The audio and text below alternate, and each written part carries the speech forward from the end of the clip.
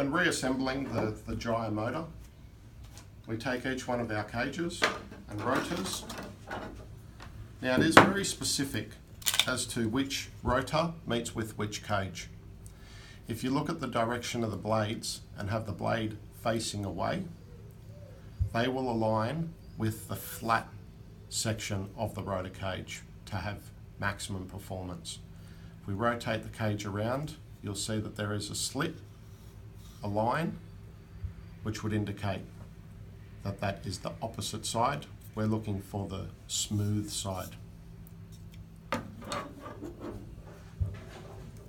With the new rotors, they are actually identified with a key marker, this one being the B rotor, and this one being the B cage. So the identification markers will now illustrate which one goes with which. But with the first models, the rotors were not marked, so you would not know which one aligned with which.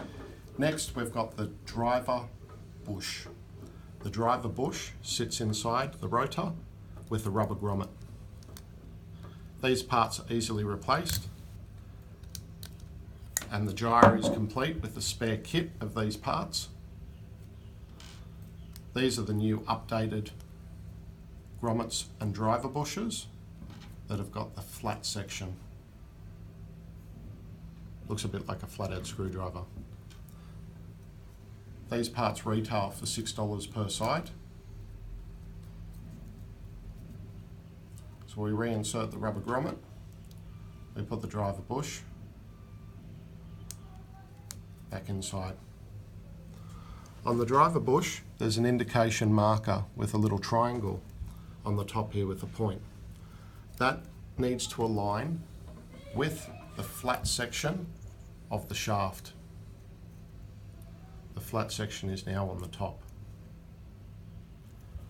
When reassembling, I always have the Maxspect logo facing upwards.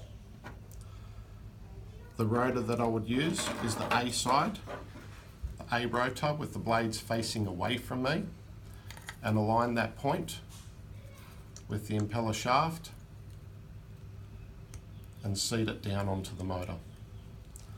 I then take the opposite shaft or rotor and align that with the shaft and place them intact.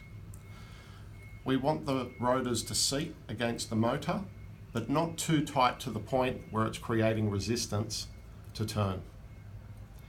To identify and make sure that the rotor bushes or the driver bushes are in good condition, we can put a little bit of opposite pressure on the rotors and see if they slip.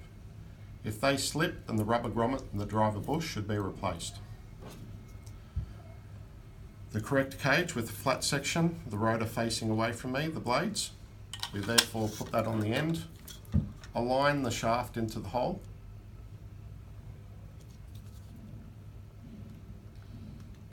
just like so, and give it a little twist to seat it into position. The marker, the first little notch on the top of the cage, I then align with this notch here on the top of the driver, which will give me an indication that that's going to give a reasonably straight output or flow. We'll then do the same with the opposite side. A little twist into position. Now if that pushes the driver bush out from the end, just realign the driver bush, the bearing, and put that back into position. Rotate the indication markers. We've got both sitting in the same position. The other part, when disassembling, you may find that this rubber comes out from the end of the cage holder. Place that back into position. Slide it onto the top and press in until we're seated. Do the same with the opposite side. And there we have it, the unit's reassembled.